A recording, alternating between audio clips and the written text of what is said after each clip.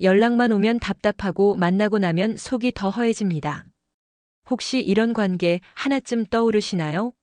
안녕하세요. 관계 심리 상담을 20년 넘게 해온 김미정 상담사입니다. 오늘은 지혜로운 사람들의 관계 정리법에 대해 이야기해 보려 합니다. 누구든 살다 보면 관계가 무거워질 때가 있습니다. 하지만 막상 끊자니 죄책감이 들고 계속 이어가자니 내 마음이 점점 작아지는 상황.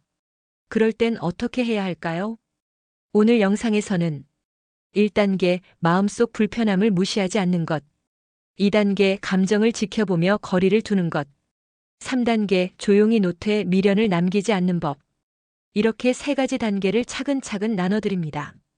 끝까지 보시면 이제는 정말 정리해도 괜찮구나라는 내면의 허락을 조용히 얻게 되실 겁니다. 이야기가 도움이 되셨다면 구독과 좋아요 부탁드립니다. 댓글에 숫자 7을 남겨주시면 그 짧은 글자가 제게 큰 힘이 됩니다. 1. 마음속 불편함을 무시하지 않는 것. 사람과의 관계에서 가장 처음 느껴지는 이상한 기운, 그건 언제나 작은 불편함으로 시작됩니다. 그 사람이 한 말이 괜히 걸리고 연락이 오면 반가움보다 부담이 앞서고 함께 있는 시간이 즐겁기보단 자꾸 신경이 쓰이는 것. 이때 우리 마음은 분명히 신호를 보내고 있는데 많은 분들이 그걸 모른 척 지나치곤 합니다. 내가 너무 예민한가? 이 정도는 그냥 넘어갈 수 있지 않을까? 오래된 사이인데 이런 걸로 틀어지면 안 되지. 그렇게 불편한 감정을 억누르고 넘기다가 어느 순간 마음속에 정리라는 단어가 불쑥 떠오르죠. 경기도에 사는 58세 김 여사님은 한 친구와 30년을 알고 지냈지만 최근 들어 연락을 받고 나면 자꾸 한숨부터 나오더랍니다. 함께 있으면 늘 자기 자랑에 은근한 비교, 그리고 빈말처럼 들리는 위로까지. 그 모든 게 쌓이면서도 김 여사님은 스스로를 다독였어요. 그래도 오래된 친구니까. 하지만 결국 어느 날 마음속 불편함을 더는 외면할 수 없어졌다고 합니다. 이처럼 관계의 첫 번째 정리 단계는 내 마음에서 들려오는 불편함을 무시하지 않는 것입니다. 그 감정이 생겼다는 건 이미 어떤 선을 넘었거나 더 이상 예전과 같은 신뢰나 편안함이 사라졌다는 뜻일 수도 있죠. 특히 중장년 이후의 관계에서는 이 사람과 나 아직도 잘 맞고 있는가? 라는 질문이 필요합니다. 우린 오랜 시간 동안 관계를 유지하는 것을 미덕으로 배워왔습니다. 끊는 것보다 참는 게 낫다고 믿고 불편함도 인내로 포장해왔죠. 하지만 내 마음이 매번 작아지고 지치고 움츠러든다면 그 관계는 내 삶을 지탱하는 게 아니라 잠식하는 것입니다. 그걸 빨리 눈치채지 못하면 어느 순간 삶 전체가 무거워지고 나 스스로를 잃어버리게 됩니다. 마음속 불편함은 관계가 보내는 첫 번째 경고등입니다. 이 신호를 무시하면 나중에는 상처가 됩니다.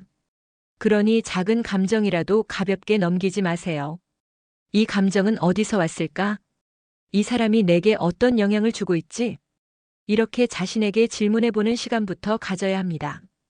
여러분도 혹시 떠올리는 사람만으로 마음이 불편해지는 경험 있으신가요? 그렇다면 그 감정을 애써 억누르지 말고 정직하게 들여다보세요. 그게 바로 관계 정리의 시작입니다. 불편함은 죄가 아닙니다.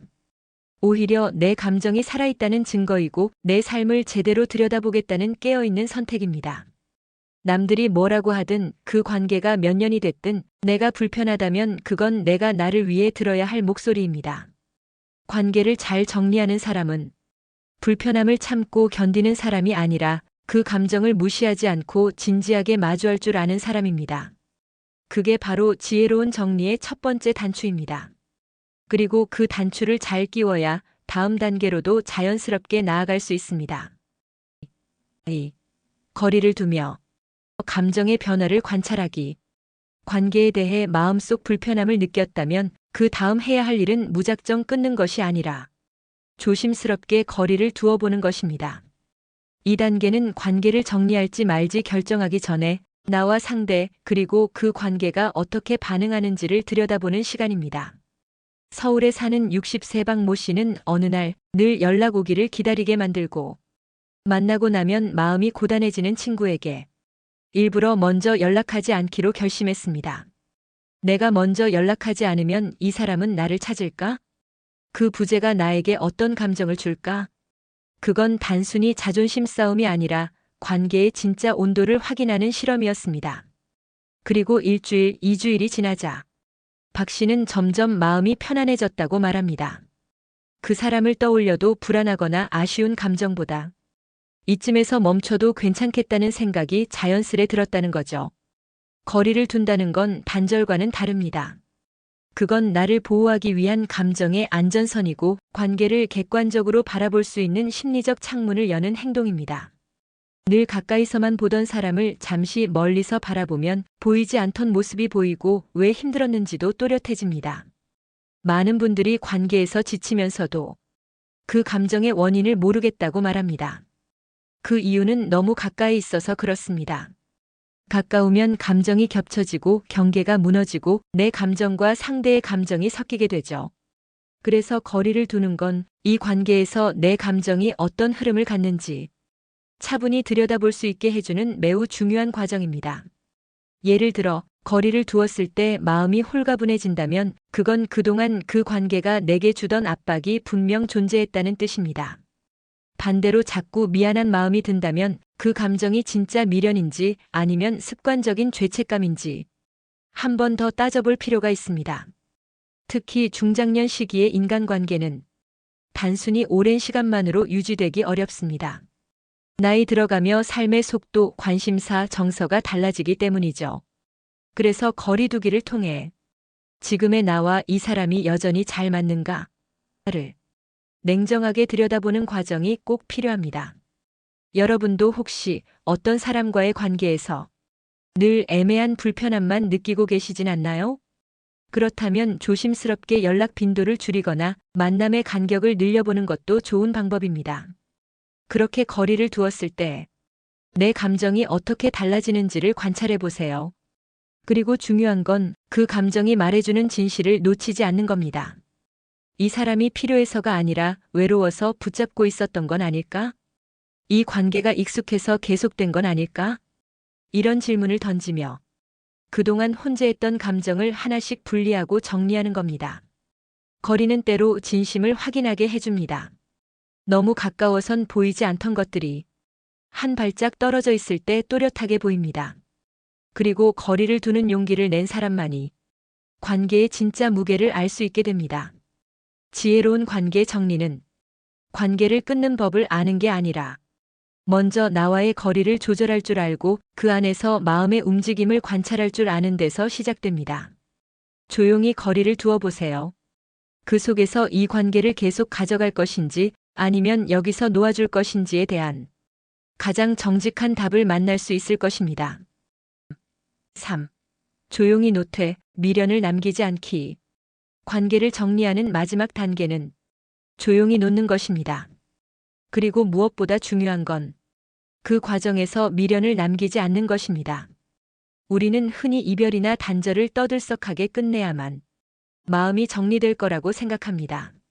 하지만 진짜 지혜로운 사람은 말을 아끼고 감정을 격하게 터뜨리지 않으며 그저 천천히 그러나 단호하게 손을 놓습니다. 광주에 사는 62세 송 씨는 20년 지기 친구와 아무 말 없이 연락을 끊었습니다. 상대가 상처를 줬거나 큰 사건이 있었던 것도 아니었습니다. 그저 오랜 시간 쌓인 피로, 반복되는 무시, 그리고 마음의 거리감이 더는 감당되지 않았기 때문이었죠. 송 씨는 이렇게 말합니다. 굳이 나쁜 말 안 해도 조용히 마음을 접으면 그게 가장 깔끔한 정리더라고요. 그리고 덧붙였습니다. 지금 생각해도 후회는 없어요. 왜냐하면 내가 나를 위해 내린 선택이니까요. 우리는 종종 관계를 놓고 난 뒤 미련과 죄책감에 시달립니다. 내가 너무 쉽게 끄는 건 아닐까? 조금만 더 참았으면 어땠을까? 혹시 그 사람은 지금 상처받진 않았을까? 하지만 이런 생각들은 이미 마음속에서 충분히 고민하고 시간을 들여 감정을 들여다본 사람이라면 이젠 내려놓아도 되는 생각입니다.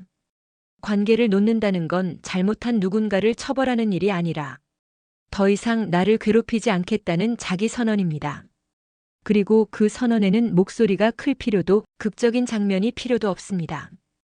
그저 조용히 연락을 줄이고 기대를 접고 더는 그 사람에게 마음을 쓰지 않는 것으로 충분합니다.